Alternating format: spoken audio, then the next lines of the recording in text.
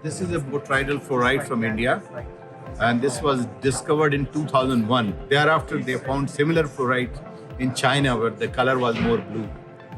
And these are one of the geological wonders in the mineralogy.